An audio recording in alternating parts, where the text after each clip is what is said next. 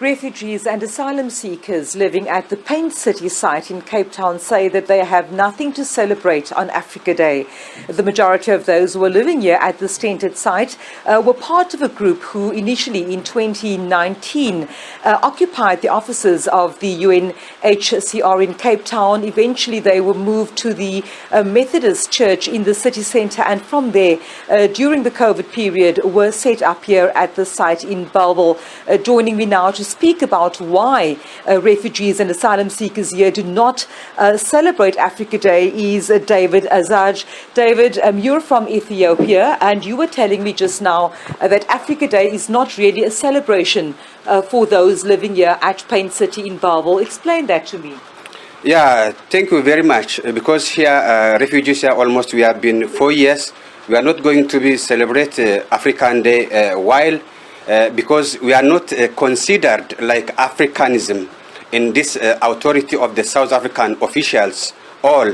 So why we African people, we have been denied and neglected from anything, because let me say, Africans, they are been Africans, the brutality of the xenophobia and the bureaucratic xenophobia affect Africans, refugees here in Bellville city, and the refugee crisis, the huge kind of refugee crisis happening in South Africa, especially here in Paint City, because of we are experiencing attacking innocent black Africans, and which is vulnerable. They flew from the war country, they flew from the different political situation, but Africans, they are the one victim xenophobic attack, and every looting and kidnapping, those experience, we are not going to celebrate African Day because we are not happy at all in this country. And even last time, what was in Friday and Saturday, who is our leader, he was been free from bail. He was been almost 3.5 years in the prison custody,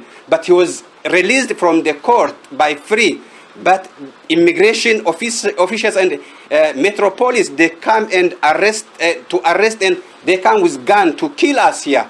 That all together, we are not happy totally. Even reach now, we don't know where is our leader.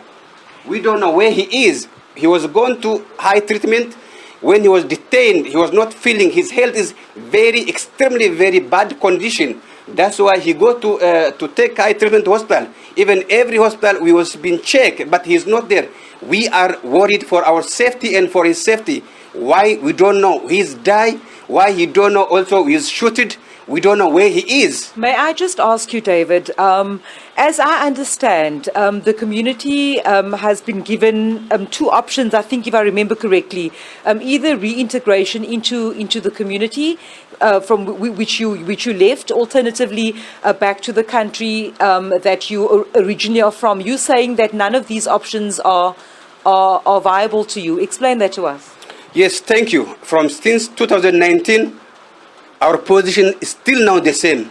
We are not going to repatriate it. Why? We flew because of the war and civil war political situation from different countries.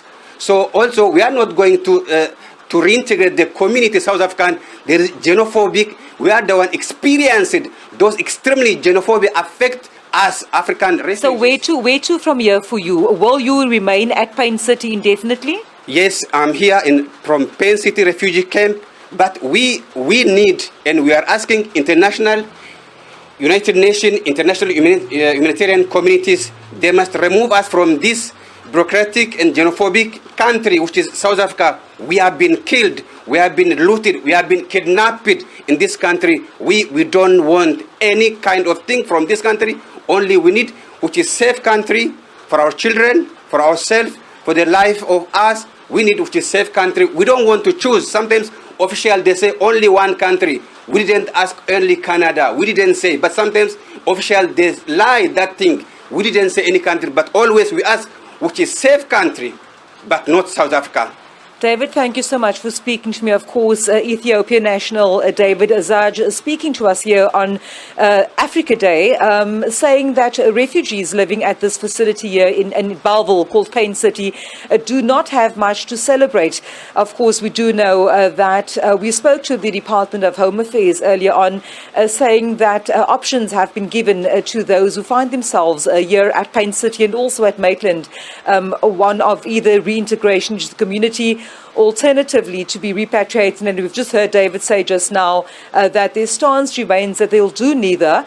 And at this point in time, on a rainy day in Cape Town, a refugee community here in Cape Town saying not much to celebrate on this day.